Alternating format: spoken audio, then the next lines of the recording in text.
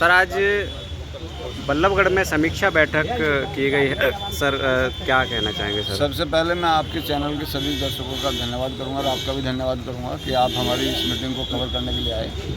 आज बहन कुमारी मायावती जी के आदेशानुसार देश के सभी राज्यों के अंदर संगठन की समीक्षा चल रही है। उसी के तहत मैं आज इधर पहले पलवल में हम लोग गए, जिले में गए, और आज हम लोगों ने इधर फरीदाबाद जिले के अंदर 6 विधानसभा की समीक्षा बैठक ली। तो उसमें जो बहन जी ने पदाधिकारी के लिए हमें लगाने के लिए कहा था, जो सक्रिय हैं उनको जिम्मेदारी देना है, जो निष्क्रिय हैं उनकी जगह दूसरे साथियों को लगाना है। तो आज इसीलिए आज महत्वपूर्ण मीटिंग थी।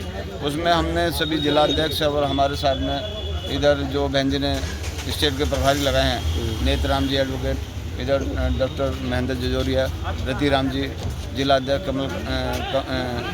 कमल दत्त गौतम जी, इन सब से बैठ के बातचीत हुई है। और आज इन्होंने मतलब इनकी भी दो विधानसभा की कमेटी भी पूरी नहीं है, तो उन्होंने आश्वासन दिया कि हम 1 हफ्ते के अंदर से पूरा कर लेंगे। तो अगली मीटिंग में वो भी पूरी हो जाएंगी। तो उसके बाद हम लोग फिर सेक्टर में जाकर इसको विधानसभा को डिवाइड करेंगे और उसके बाद फिर हम सेक्टर में जाकर कैडर देने का काम करेंगे। हरियाणा में सर देखा जाए कि बहुत ज़्यादा जाट बहुल है और गुर्जर बहुल है, और ज़्यादातर जो इधर एनसीआर में है वो प्रवासी लोग हैं। तो ज़्यादातर पीड़ित तो सभी हैं, लेकिन बहुजन समाज पार्टी इसमें अपना भविष्य क्या देखती है? देखिए, बहुजन समाज पार्टी क्लियर कर नारा है कि जिसकी जितनी संख्या भारी उसकी उतनी हिस्सेदारी जी। तो यदि हिस्सेदारी जहाँ जिसकी बैठेगी उसको हिस्सेदारी को हम देने का काम करेंगे पूरी ईमानदारी निष्ठा से। एक मैसेज देना चाहें हरियाणा वासियों को, फरीदाबाद वासियों को आज आए हैं, तो ये कि हमें अपनी नेता बहन कुमारी मायावती जी की बात को, जो उनके दिशा निर्देश है, उसको हम 100% पूरा कर दें। तो जो हमारी मतलब सदियों की बिगड़ी है वो हम मतलब बन जाएगी और हम हरियाणा में आसानी से राजपाट ला सकते हैं। इतनी जनसंख्या हमारी इस राज्य के अंदर है। भविष्य देखते हैं? बिल्कुल भविष्य देखते हैं। और यहाँ पर ये छोटा प्रदेश है, 90 सीटें हैं कुल, 46 हम लोग किसी के ना बनने दें। तो यदि मजबूत नहीं तो मजबूत सरकार बना लें, उसके बाद मजबूती बन जाएगी। जो उत्तर प्रदेश में हमने 3 बार पहले मजबूत सरकार बनाई और उसके बाद एब्सोल्यूट मेजॉरिटी की सरकार बनी, तो ये काम यहाँ आसानी से हो सकता है और उसी प्रयास में हम लोग लगे हैं। क्या रात में मेरा बच्चा बीमार है, मेरी बीवी बीमार है, मेरा भाई बीमार है, मुझे शादी में जाना है, मुझे मतलब जन्मदिन में जाना है, मुझे उसमें जाना है, मुझे उसमें जाना है। अरे जिस दिन बाबा साहब दिना गोलमेज सम्मेलन में जा रहे थे, उनका सबसे प्रिय बेटा राज रतन, जिसको सबसे ज्यादा प्यार करते थे, वो जब चले पहले गोलमेज सम्मेलन के लिए, तो पीछे से उनके भाई की आवाज आएगी, अम्बेडकर कहाँ जा रहा है? तेरा सोचो उस आदमी में कितना मतलब जिगरा होगा उस आदमी के अंदर। क्यों? उसने कहा भी यदि मैं आज वहां नहीं गया तो मेरे करोड़ों बेटे की हत्या वहां गांधी ठहर कर देंगे। मुझे वहां जाना है, एक बेटे को तुम संभाल लेना, मुझे मिस करने, मुझे वहां जाना ही जाना है। हमारे तो बच्चों को जुकाम हो जाए 2 मिनट में नहीं आते, बीबी को बुखार हो जाए तब नहीं आते। मगर उस आदमी का जिगरा देखें कि बेटे की लाश पड़ी है और वो छोटे आदमी आकर हमारे हक के लिए, इस वोट के अधिकार के लिए जिसको हम देखने का काम करते हैं। उस समय बाबा की कुर्बानी नजर नहीं आती, उस समय बाबा नजर नहीं आता। उस समय किसी को साड़ी, किसी को हत्या, किसी को बोतल, किसी को मुर्गी जान नजर आती है। और हमारे समाज के लोग जब चुनाव आता है नारे लगाते हैं बहुत बड़े बड़े कि जो पिलाएगा देसी उसकी वोट कैसी, जो पिलाएगा रंग उसकी वोट कम, और जो पिलाएगा उसकी भैया सारी वोट उसकी। यानी हमारे लोग इस देश के अंदर बाबा के 4 बच्चों की कुर्बानी भूल गए, बाबा की कुर्बानी भूल गए। हमें मतलब लेना दारू नजर आती है। तो लोग तो कह रहे हैं आपके अच्छे दिन आना है, मैं कह के जा रहा हूँ तुम्हारे बुरे दिन आना है। लिख लेना मेरी बात, क्योंकि जो हालात देश के अंदर चल रहे हैं, जो जिनका हम सरकारें बना रहे हैं, एक साथ ना तो एक देना ना और ये कांग्रेस बीजेपी आप सुनते हैं, ये अलग अलग है, ये अलग अलग नहीं, दोनों सब लोग एक है।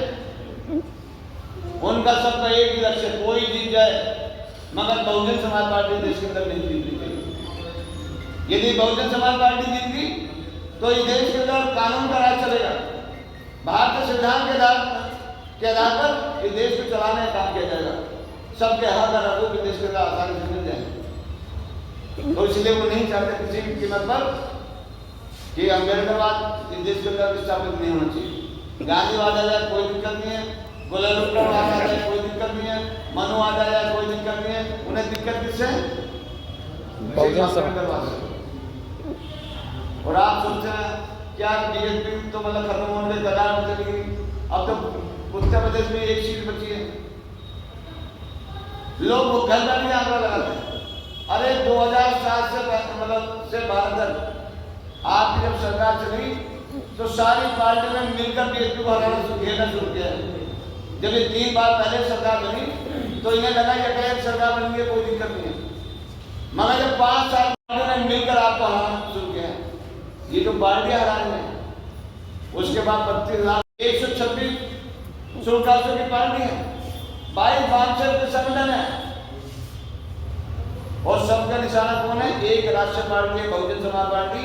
सबकी एक कोई भी जीत जाए बीजेपी को नहीं बनने देगा।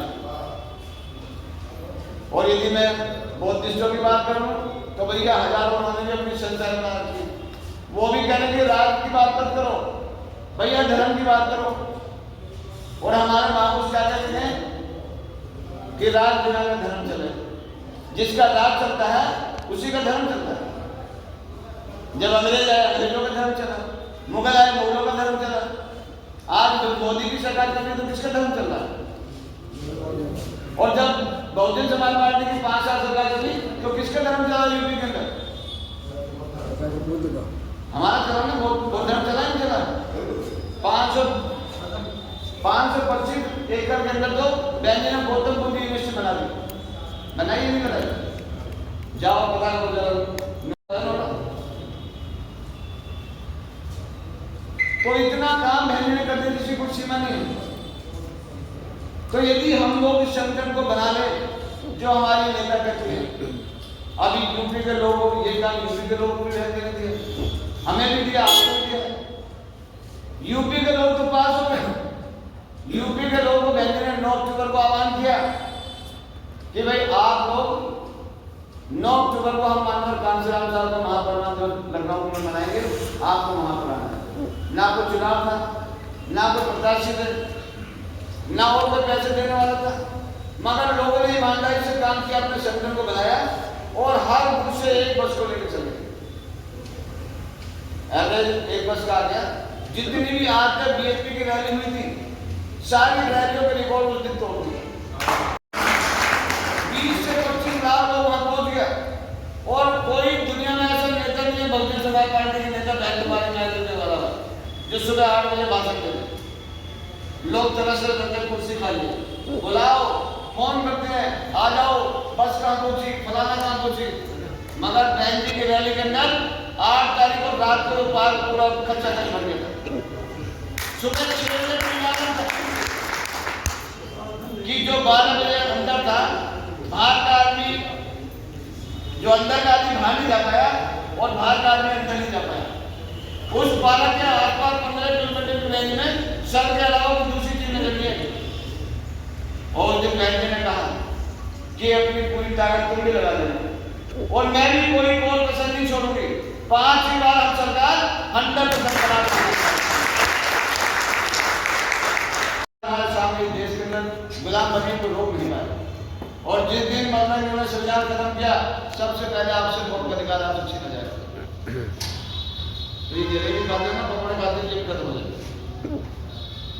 तो इसलिए ये धन्यवाद हमारे महापुरुषों, इनकी कुर्बानी है, जिन्होंने 108 साल संघर्ष करके मतलब हमें ये सब चीज देने का काम किया। आज हम जिस जगह में यहाँ बैठे, खड़ा होकर बोलने लायक बने, अच्छे कपड़े पहनने लायक बने, अच्छे जगह बैठकर मीटिंग करने लायक बने, तो इन महापुरुषों की देन है। और यदि हम आने वाली पीढ़ियों को देखते नहीं गए तो इनकी तो हम जयकार करते हैं, इनके हम जयकार कर रहे हैं। हमारी आने वाली पीढ़ी को हमारे फोटो दीवार से भी नहीं लगाया करेंगे। वो नालायक लोग हैं जो अपने बाप दादा का सारा माल पी गए और हमें गुलामी दे देते हैं। एक माला भी नहीं लगाएंगे, एक फोटो भी हमारी दीवार और अपने देखने को सब लुटवा देंगे। तो इसलिए हमारी जिम्मेदारी, जिन लोगों को समझ आ गई, जो लोग इस देश के अंदर सत्ता मतलब इस देश के अंदर अपने महापुरुषों के सपनों को साकार करना चाहते हैं, तो उनकी और ज्यादा नैतिक जिम्मेदारी बनती है कि हम सब लोग ईमानदारी से काम को करें और जो ना समझे उनको समझाने का प्रयास करें। घर घर जाए, हर आदमी के पास 24 घंटे हैं, आपके पास भी 24 घंटे, मेरे पास भी 24 घंटे, देश के प्रधानमंत्री के पास भी 24 घंटे हैं, ये महापुरुष बने इनके पास भी 24 घंटे। 24 घंटे को सही मैनेज करना है। बस संगठन को मजबूत बनाए तो इसके लिए आपको हमें दिन रात मेहनत करनी पड़ेगी। 6 महीने बहनी ने कहा कोई काम नहीं करना, 6 महीने संगठन पर हमें पूरी ताकत लगानी है। यदि 6 महीने में ईमानदारी से हमने संगठन बनाने लग जाए, एक एक विधानसभा हम एक एक आदमी पकड़ के बैठ जाएंगे तो आसानी से काम जो बैंकिंग में किया ये काम पूरा हो जाएगा और इसका फिर चुकाने वाला परिणाम आपको 2029 में देखने के लिए मिलेगा। तो ये मैं आपसे उम्मीद करता हूँ कि आप लोग सब जितने जिम्मेदार साथी कराएं, आप सरकार के साथ कर लेंगे, ये सरकार बना लेंगे, क्योंकि ये बहुत अहम काम है।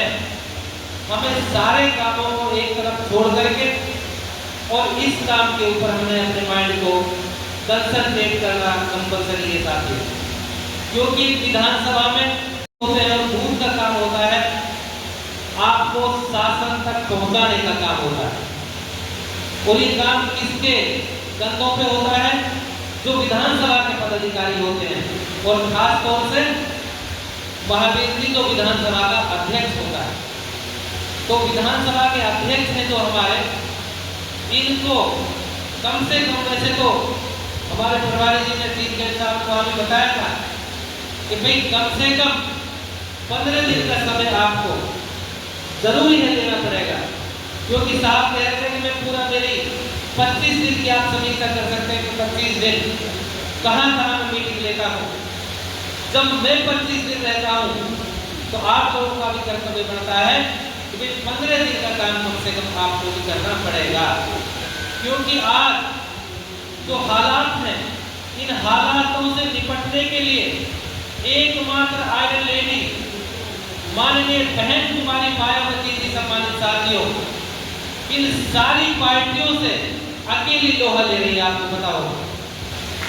और अगर इस देश के आवाम को बचाना है, इन मनुवादी विचारधारा के लोगों को अगर सबक सिखाना है, तो आपकी एकमात्र केवल और केवल नेता माननीय बहन कुमारी मायावती है, इसके अलावा दुनिया में कोई भी नहीं है।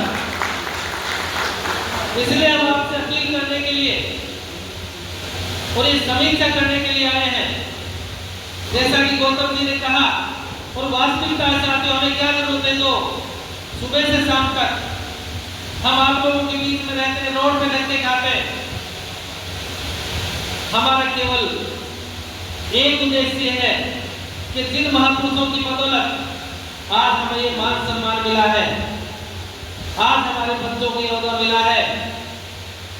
तो परम पूज्य बाबा साहब डॉक्टर भीमराव अम्बेडकर जी ने कहा था कि पे बैक टू सोसाइटी।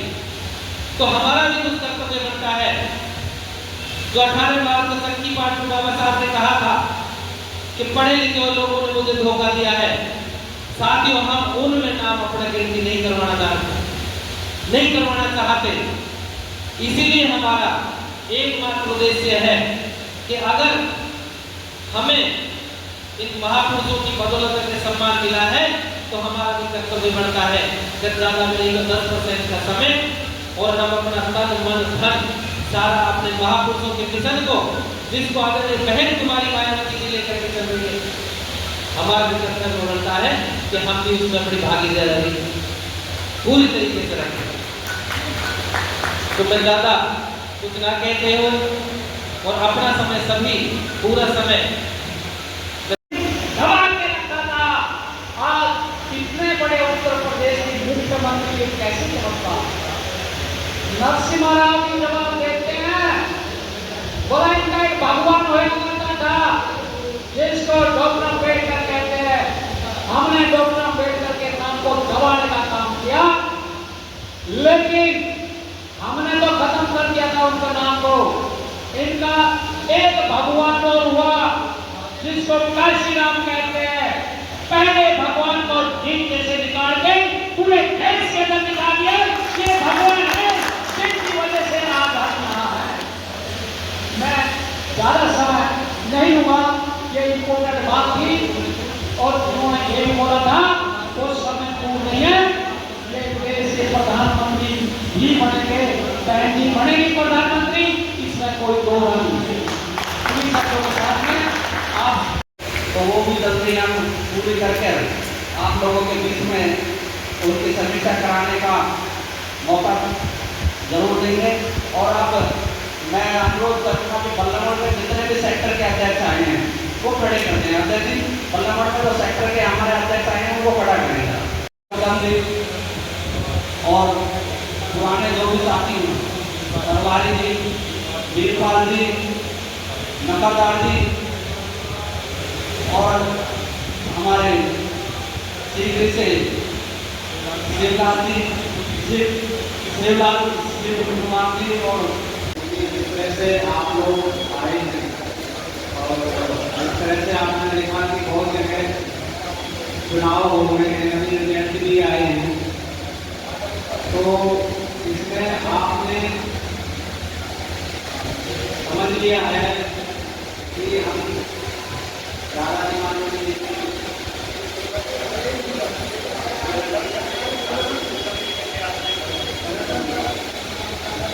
तो आप लोगों को पता है कि